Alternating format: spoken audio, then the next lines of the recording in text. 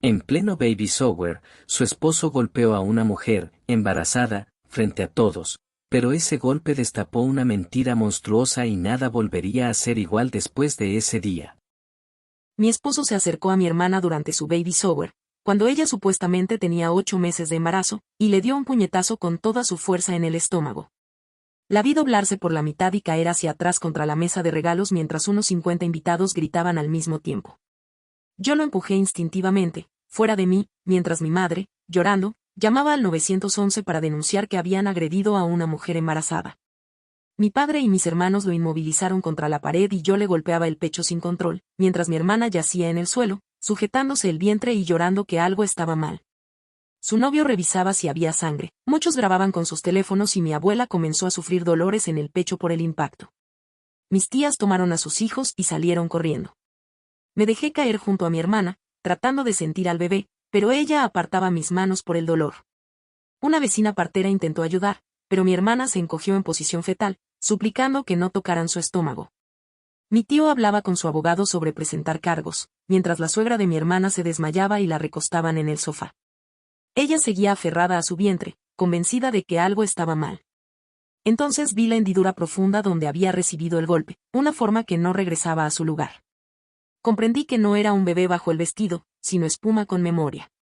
Me acerqué y palpé la zona, sintiendo los bordes de espuma y las tiras de velcro donde debería haber estado mi sobrino. Todo encajó de golpe. Mi hermana había comprado vientres falsos de distintos tamaños por internet, robado ecografías de foros y editado nombres, estafándonos por $30,000 en supuestos gastos médicos inexistentes. Algo que yo misma había verificado con todos los ginecólogos de la ciudad. Seguí presionando la espuma hundida mientras ella intentaba apartarme y los demás empezaban a tocar, encontrando más correas y relleno. Recordé haberla seguido el día anterior cuando afirmó tener cita médica y en realidad fue a un bar durante 2 horas, y después a una tienda de disfraces a comprar más vientres falsos. Ella lloraba y gritaba, mi abuela estaba a punto de desmayarse, y mi esposo mostró su laptop, que ella había dejado en casa, con un historial lleno de búsquedas sobre cómo fingir un embarazo. Finalmente entendí que él había intervenido ese día porque la había visto en el hospital siguiendo a una paciente adolescente en maternidad y las cámaras mostraban que llevaba 2 meses asistiendo a un grupo de apoyo para embarazadas adolescentes fingiendo estarlo. Nuestra madre sollozaba mientras mi esposo nos mostraba las capturas de las cámaras del hospital donde se veía a mi hermana siguiendo a una joven embarazada que siempre estaba sola, sentándose a su lado en la cafetería y acompañándola hasta su auto. Se había ganado su confianza, había averiguado que la inducirían al parto al día siguiente a las 6 de la mañana y, con esa información, había comprado una silla para auto, ropa de enfermera y revisado los horarios de cambio de turno para saber cuándo actuar. Yo sentí como todo se cerraba a mi alrededor al entender que mi hermana había mentido sobre el lugar del parto, inventando un centro que no existía. Y que planeaba desaparecer esa noche para volver con un recién nacido robado, fingiendo que era suyo. Había practicado falsificar certificados de nacimiento, comprado extractor de leche y fórmula para simular la alimentación, y estaba tomando hormonas para inducir lactancia. El vientre de espuma se desplazó por completo y mi madre levantó su vestido, dejando al descubierto el armatoste protésico sujeto a la cintura. Los gritos llenaron la sala. El novio de mi hermana retrocedió, ella buscó salidas con la mirada, y mi primo hablaba con la policía describiendo el fraude y el secuestro planeado mientras mis tías calculaban cuánto dinero le habían entregado. Vi a mi hermana arrancarse el vientre falso y arrojarlo al suelo, convencida de que su plan era justo. Su rostro se transformó en algo irreconocible cuando intentó huir y fue detenida. Las sirenas llegaron, los oficiales entraron, revisaron las pruebas y la esposaron mientras seguía forcejeando. El hospital activó protección inmediata para la joven y un juez firmó una orden esa misma noche. Luego arrestaron a mi esposo por agresión, pese a todo. Pasó la noche detenido y yo reuní dinero para la fianza. Al amanecer, un abogado confirmó que había evitado un secuestro, aunque habría consecuencias. La noticia se difundió, nuestro apellido quedó expuesto, y la vergüenza se volvió pública. En el departamento de mi hermana encontramos cuadernos con la rutina detallada de la joven, recibos de uniformes y credenciales falsas, y estados de cuenta abiertos con mi identidad y la de nuestra madre. Presentamos denuncias, congelamos el crédito y comprendí que nada de esto terminaría rápido. Nuestra madre sollozaba mientras mi esposo nos mostraba las capturas de las cámaras del hospital donde se veía a mi hermana caminando detrás de una joven embarazada que siempre estaba sola, sentándose a su lado en la cafetería y acompañándola hasta su auto. Había logrado hacerse su amiga, aprovechando que no tenía familia, y había averiguado que la inducirían al parto a las 6 de la mañana del día siguiente. Con esa información, el día anterior había comprado una silla para auto, ropa de enfermera y había revisado los horarios de cambio de turno para saber cuándo actuar. Yo entendí entonces que mi hermana había mentido sobre el lugar del parto, inventando un centro que no existía, y que planeaba desaparecer esa noche para regresar al día siguiente con un recién nacido robado, asegurando que era suyo. Había practicado falsificar certificados de nacimiento, comprado un extractor de leche y fórmula para que todo pareciera real, y estaba tomando hormonas para inducir la lactancia. El vientre de espuma se desplazó por completo y mi madre le levantó el vestido, dejando al descubierto el armatoste protésico sujeto a su cintura. Los gritos llenaron la casa. El novio de mi hermana retrocedió mientras ella buscaba una salida con desesperación. Mi primo hablaba con la policía describiendo el fraude y el secuestro planeado, y mis tías calculaban cuánto dinero le habían entregado por gastos médicos falsos. Vi a mi hermana arrancarse el vientre falso y arrojarlo al suelo, su rostro transformado en algo irreconocible, como si una máscara se hubiera caído por fin. Intentó huir y se lanzó contra mi esposo, pero mis hermanos la detuvieron. Las sirenas llegaron, los oficiales revisaron las pruebas y la esposaron mientras seguía forcejeando. El hospital activó de inmediato la protección de la joven y un juez firmó una orden esa misma noche. Después arrestaron a mi esposo por agresión, pese a todo lo ocurrido. Pasó la noche detenido mientras yo reunía el dinero para la fianza. Al amanecer, un abogado confirmó que había evitado un secuestro, aunque habría consecuencias. La historia se hizo pública, nuestro apellido quedó expuesto y la vergüenza se volvió cotidiana.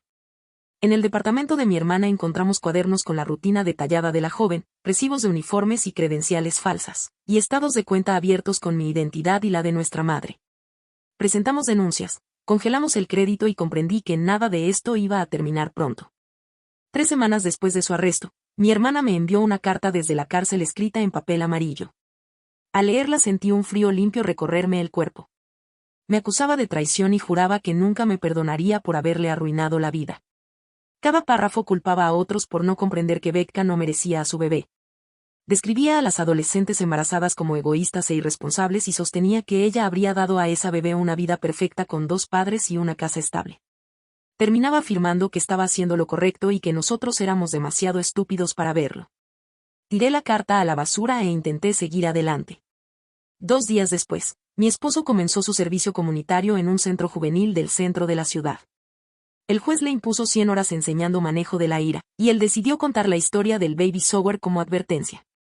Habló de cómo siguió a mi hermana y descubrió el plan, de cómo la ira puede empujar a proteger, pero la violencia siempre deja consecuencias. Con el paso de las semanas, los chicos empezaron a abrirse y él se volvió sorprendentemente bueno ayudándolos. Mientras tanto, Becca me llamó llorando porque un hombre había aparecido diciendo ser su hermano, ausente por años. Una verificación confirmó que llevaba tiempo limpio y, poco a poco, comenzó a presentarse con ayuda concreta hasta que Becca permitió un acercamiento. Nuestra familia empezó terapia conjunta, sin mi hermana. Lloramos, nos culpamos y aprendimos a aceptar que también habíamos sido manipulados. Después, el exnovio de mi hermana la demandó por fraude y daño emocional. Los documentos mostraban hormonas, gastos y confesiones. 2 meses tras el arresto, testifiqué ante un gran jurado durante horas y la imputaron rápidamente. Becca avanzaba con apoyo social y planes de estudio, mientras yo luchaba en casa con imágenes intrusivas del golpe. Vivía atrapada entre gratitud y horror. Buscamos terapia de pareja especializada en trauma y entendí que esa contradicción era una respuesta normal a algo que nos había quebrado por dentro. Con el paso de los días, la cobertura de las noticias sacó a la luz a más víctimas que no conocíamos. 3 mujeres distintas llamaron a la fiscalía para decir que mi hermana también las había acosado durante sus embarazos. Una relató que aparecía en sus citas prenatales haciendo preguntas extrañas sobre la salud del bebé, otra contó que la había seguido hasta el estacionamiento después de una clase de parto. Y la tercera mostró capturas de pantalla donde mi hermana se había unido a su grupo de embarazo en Facebook con un nombre falso y le pedía su dirección. Todo confirmaba que su conducta no había sido aislada. Mi tío contrató a un abogado para iniciar una demanda civil y tratar de recuperar los $30,000 que ella había robado. Y comenzaron a reunir recibos y estados de cuenta de familiares que recordaban haberle entregado dinero para gastos médicos inexistentes. El total no dejaba de crecer. Luego mi hermana despidió a su defensor público y afirmó ante el juez que todos estaban en su contra, lo que derivó en una nueva evaluación psiquiátrica. Mientras tanto, Mi madre empezó a sufrir ataques de pánico en público y terminó medicada, agotada y aislada, y mi padre consideró jubilarse anticipadamente, incapaz de soportar las miradas. En paralelo, Becca seguía reconstruyendo su vida con apoyo social. Su hermano Cade consiguió trabajo estable y se mudó cerca para ayudar con la bebé. Y mi esposo avanzaba en su servicio comunitario, aprendiendo a distinguir entre proteger y atacar. La segunda evaluación concluyó que mi hermana era competente para enfrentar juicio, pero con un trastorno narcisista con rasgos antisociales. Días después encontré en el garaje documentos sobre adopciones irregulares y venta de bebés que la fiscalía sumó como prueba de premeditación. Cuando le ofrecieron un acuerdo de prisión con tratamiento, ella lo rechazó y decidió seguir sola, negándose a medicarse y pasando los días en la biblioteca legal, convencida de que estaba siendo perseguida por hacer lo correcto. La terapeuta familiar nos hacía sentarnos en círculo todos los martes por la tarde en su consultorio, impregnado del olor a velas de vainilla y libros viejos. Dibujó una línea de tiempo en una pizarra blanca y empezó a marcar fechas en las que mi hermana había mentido sobre cosas que habíamos enterrado en la memoria. Volvió aquella historia de hace 5 años cuando afirmó tener cáncer y todos nos rapamos la cabeza para apoyarla, hasta que papá descubrió que jamás había ido al oncólogo que mencionó. La pizarra se llenó de más episodios, como cuando aseguró haber sido aceptada en la escuela de enfermería mientras en realidad trabajaba en una gasolinera. Mamá lloraba casi en cada sesión y recordaba cómo mi hermana se quedaba mirando fijamente a mujeres embarazadas y pedía tocarles el vientre. Entendimos que habíamos vivido en negación porque aceptar la verdad implicaba admitir que alguien a quien amábamos podía hacer cosas terribles. Mi esposo terminó su servicio comunitario y los chicos del centro juvenil le organizaron una pequeña despedida. Guardó cartas que hablaban de aprender a alejarse de la violencia. La fiscal nos reunió y explicó que el juicio comenzaría pronto y que mi hermana insistía en defenderse sola, decidida a presentarse como salvadora. Mis padres decidieron vender la casa de vacaciones para devolver el dinero estafado. Algunos familiares recuperaron algo y mi abuela rechazó todo, pidiendo solo sanación. Un día vi a Becca en el supermercado con su bebé y a Cade cuidándolas, y sentí el peso de todo lo que había estado en juego. Empezaron a llegar cartas desde la cárcel intentando dividirnos, pero la mayoría fueron ignoradas. La fiscal obtuvo grabaciones de llamadas donde mi hermana seguía obsesionada y sin remordimiento, y dibujos de bebés hallados en su celda confirmaron que el peligro no había desaparecido. La terapeuta familiar nos sentaba en círculo todos los martes por la tarde en su consultorio, impregnado del olor a velas de vainilla y libros viejos. Dibujó una línea de tiempo en una gran pizarra blanca y comenzó a marcar fechas en las que mi hermana había mentido sobre hechos que habíamos dejado enterrados. Volvió aquella historia de hace 5 años cuando dijo que tenía cáncer y todos nos rapamos la cabeza para apoyarla, hasta que papá descubrió que jamás había ido al oncólogo que mencionó. La pizarra se llenó de más episodios, como cuando aseguró haber sido aceptada en la escuela de enfermería mientras en realidad trabajaba en una gasolinera. Mamá lloraba en casi todas las sesiones y recordaba cómo mi hermana se quedaba observando fijamente a mujeres embarazadas en las tiendas y pedía tocarles el vientre. Entendimos que habíamos vivido en negación porque aceptar la verdad significaba admitir que alguien a quien amábamos podía hacer cosas terribles. Mi esposo terminó su último día de servicio comunitario en el centro juvenil y los chicos le prepararon una pequeña despedida. Guardó las cartas que hablaban de aprender a alejarse de la violencia. La fiscal nos citó y explicó que el juicio comenzaría en 3 meses y que mi hermana insistía en representarse sola, decidida a presentarse como salvadora. Mis padres se reunieron con un agente inmobiliario y vendieron la casa de vacaciones para devolver el dinero estafado. Algunos familiares recuperaron algo y mi abuela rechazó todo, pidiendo solo sanación. Un día vi a Becca en el supermercado con su bebé y a Cade cuidándolas, y sentí el peso de todo lo que había estado en juego. Empezaron a llegar cartas desde la cárcel intentando dividirnos, pero la mayoría fueron ignoradas. La fiscal obtuvo grabaciones de llamadas donde mi hermana seguía obsesionada y sin remordimiento, y los dibujos de bebés hallados en su celda confirmaron que el peligro no había desaparecido.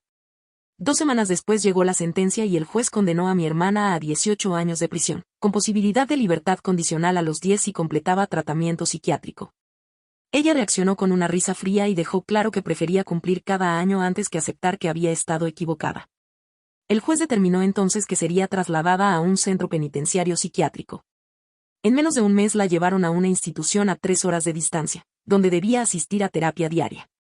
Tras la evaluación, los médicos nos informaron que su trastorno de personalidad era severo, que requeriría años de tratamiento intensivo y que aún hablaba del bebé de Becca como si le perteneciera. Mis padres comenzaron a asistir a un grupo de apoyo para familias afectadas por delitos. Papá encontró alivio al escuchar historias similares y mamá, con el tiempo, se volvió una voz constante allí, defendiendo la idea de que amar a un hijo no significa justificar sus crímenes. Incluso ayudaron a crear un fondo para apoyar a madres jóvenes como Betka. Mi esposo empezó a trabajar entrenando deportes infantiles, usando lo aprendido sobre manejo de la ira para enseñar autocontrol. Un año después asistimos a la graduación de Betka, la vimos cruzar el escenario mientras su hija la observaba desde los brazos de Cade, y supe cuánto había resistido para llegar hasta allí. Fue entonces cuando mi esposo y yo entendimos que estábamos listos para intentar tener un hijo. Mi padre escribió una carta difícil estableciendo límites con mi hermana y la familia empezó, lentamente, a reunirse otra vez. Años después supimos que ella por fin aceptaba ayuda. Para entonces, Betka avanzaba en sus estudios y ayudaba a otras madres. Yo estaba embarazada y elegimos el nombre Ope porque lo necesitábamos. Cuando nació, decidimos guardar nuestra historia para nosotros y seguir adelante sin explicaciones. 5 años después de aquel baby shower que nos partió la vida, nuestra familia encontró una nueva normalidad. Volvimos a tener cenas semanales y noches de juegos mensuales, aunque nada era igual. Ahora había cámaras de seguridad y mi madre mantenía las puertas cerradas incluso de día, un hábito impensable antes. Mi padre regresó a la iglesia y encontró algo de paz ayudando cada sábado en el banco de alimentos. Mi esposo entrenaba a 3 equipos juveniles y usaba su experiencia para enseñar a los chicos a tomar mejores decisiones cuando la ira aparecía. Yo observaba a Ope jugar en el parque y me aseguraba de enseñarle sobre límites, sobre escuchar esa incomodidad interna y hablar cuando algo no se sentía bien. Aprendimos a explicarle que la familia es amor, pero también responsabilidad cuando alguien daña a otros. El psiquiatra nos llamó el mes pasado para informar que mi hermana avanzaba lentamente, aunque necesitaría muchos años más de tratamiento antes de considerar cualquier liberación. Agradecimos la actualización, pero ya no la visitamos ni le escribimos. Como familia aprendimos a reconocer las señales que antes ignorábamos, las pequeñas mentiras, la forma constante de victimizarse. Dejamos de justificar lo injustificable. Mi madre se unió a un grupo de apoyo para padres de hijos adultos con trastornos de personalidad y terminó ayudando a otros a entender que la enfermedad no excusa el daño. Mi padre escribía cada noche sobre perdón y límites, mis hermanos y yo seguimos en terapia, y la familia extendida volvió con reglas claras sobre dinero y confianza. Ope cumplió 3 años y aceptó con naturalidad la ausencia de una tía. Betka se graduó, consiguió trabajo estable y construyó una vida segura para su hija. Nuestras vidas no eran perfectas, pero por primera vez eran honestas, libres y reales.